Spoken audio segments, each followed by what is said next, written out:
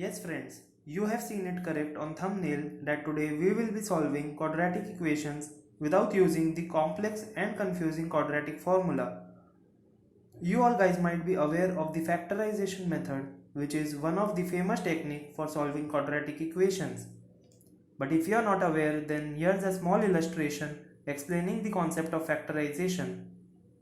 Consider an equation x square minus 2x minus 15 equal to 0.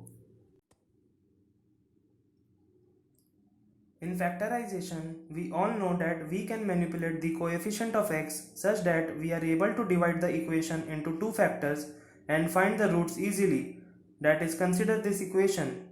Now we can rewrite minus 2x as minus 5x plus 3x. So we get the following equation: x square minus 5x plus 3x minus 15 equal to 0. In next step, we take x common from the first two terms and 3 common from the next two terms to get x times x minus 5 plus 3 times x minus 5 equal to 0.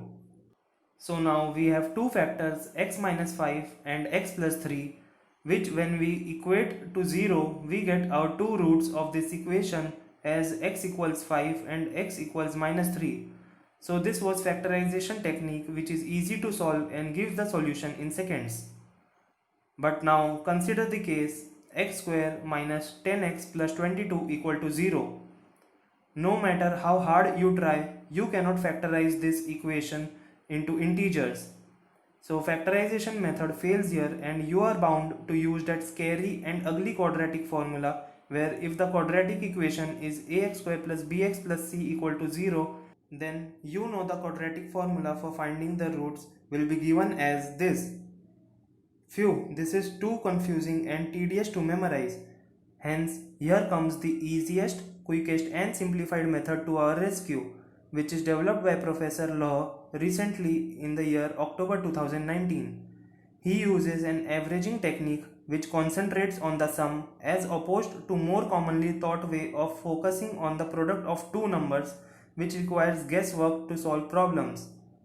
To understand and apply this easy concept, let us first understand quickly the concept of sum and product of roots.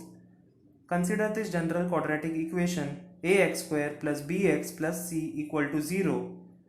Let us say it has two roots x1 and x2. So the sum of two roots is given as minus b upon a and the product of these two roots is given as c upon a. So in order to apply this new technique, you only have to remember these two things. Now let us consider the same example we were discussing before, x square minus 10x plus 22 equal to 0.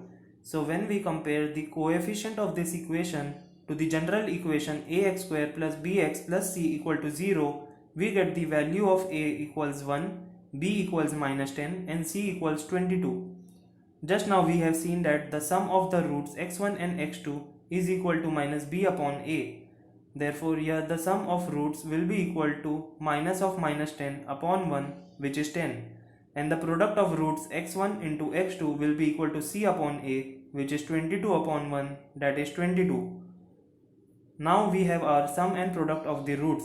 So the next step is to find the average of the roots x1 and x2, that is the sum of roots divided by 2.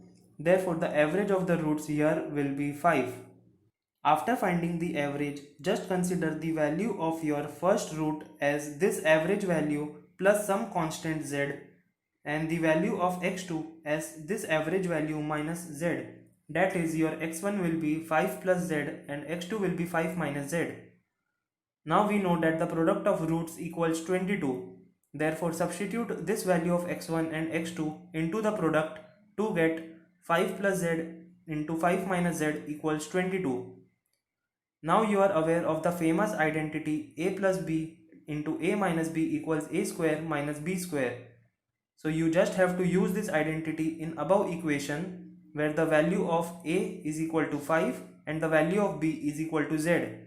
Therefore the above equation will become 5 square minus z square, that is 25 minus z square, which is equal to 22, and therefore z square will become 3 and the value of z will become root 3.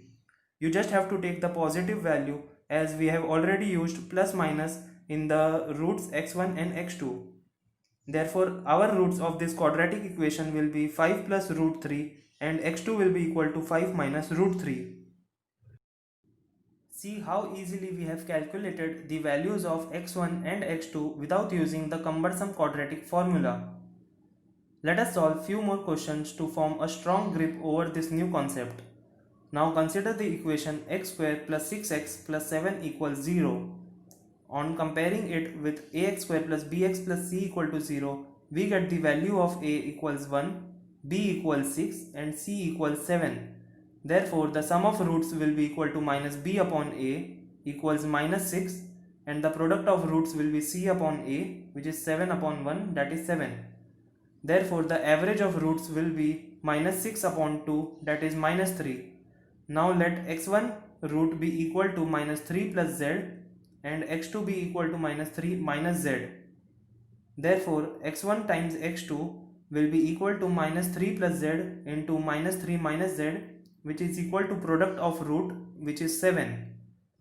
Similarly as before, by using the identity, we get the value of z square as 2, that is z equal to root 2 by taking only the positive value, and our roots will become minus 3 plus root 2 and minus 3 minus root 2. You can check it for yourself by using the quadratic formula. You will get the same results. Finally, let us solve one last question which involves complex numbers. Consider the equation x square minus 6x plus 13 equal to 0. So the value of the coefficients will be a equal to 1, b equal to minus 6 and c equals to 13. Therefore, sum of roots will be equal to 6 and product of roots will be equal to 13. Now the average of roots will be equal to sum of roots upon 2, that is 3. Now let x1 equals 3 plus z and x2 equals 3 minus z. Therefore 3 plus z into 3 minus z will be equal to 13, that is the product of roots, and using identity we get the value of z square as minus 4. Therefore the value of z will be equal to 2 times I, where I is the imaginary number whose value is equal to under root minus 1. Therefore our roots of this equation will be 3 plus 2i and 3 minus 2i. So friends, you can also use this simple technique to solve any quadratic equations within seconds and get rid of the quadratic formula. So if you found this video interesting, don't forget to like, comment, share and subscribe to my YouTube channel Human Learning, and also don't forget to press the bell icon so that you don't miss a chance to get another update on human learning. See you in the later video.